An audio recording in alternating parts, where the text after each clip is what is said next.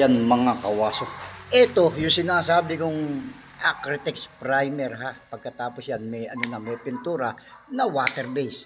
Yung iba kapag tinanggal ang tape, biro nyo isang linggo na to ha, yan tape na yan. Pag tinanggal nyo, kapag water base din yung ano nyo, hindi yung solvent base, pag tanggal nyo yung tape, nababakbak.